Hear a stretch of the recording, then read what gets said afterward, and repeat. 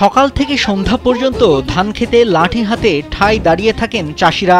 মাঝে মাঝে ধর ধর বলে চিৎকার চেঁচামেচিও করেন। তা না করলে বা কাউকে না দেখলে বনের ভেতর ওত পেতে থাকা ১,৫০০ থেকে ২,০০০ বানর একসাথে পাকা ধানে হানা দেয়। নিমিষেই নষ্ট করে ফেলে কৃষকের স্বপ্নের পাকা ধান।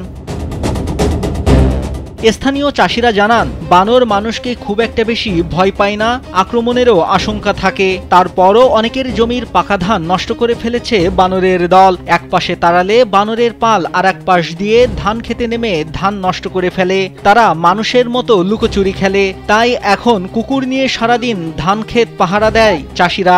জীবন অবাক না করলে কে করবে? 28% মিল্ক ফ্যাটের অবাক করার সাথে ফ্রেশ মিল্ক পাউডার। জীবন অবাক করুক প্রতিদিন।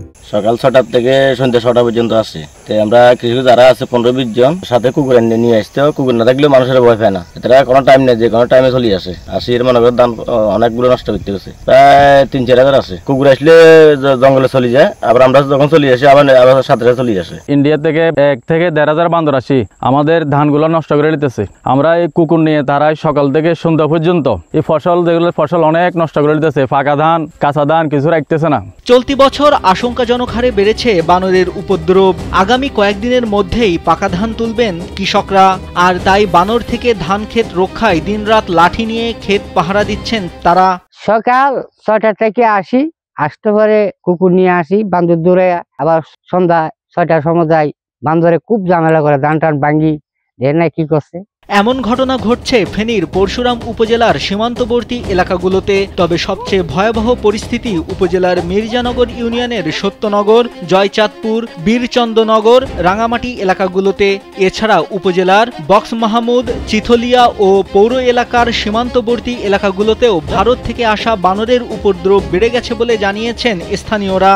এখন যে পরিস্থিতি, অর্ধেক ধান বাড়িতে আনারও মনে হয় সম্ভাবনা নাই। বান্দরে যে নষ্ট করতেছি এই বছরে, অন্যান্য বছরের এই বছর বান্দরে বেশি নষ্ট করতেছে। সারাক্ষণ যদি আমি এখানে বসে থাকি তাহলে আমার তো ফ্যাট চলবো না, বাতানের গেল কত নাই কেউ। পরশুরাম উপজেলা বন কর্মকর্তা আবু নাসের জিয়াউর রহমান জানান, জঙ্গলে খাবারের সংকটের কারণে বানরের পাল খাবারের সন্ধানে পাকা ধানে হানা দিচ্ছে।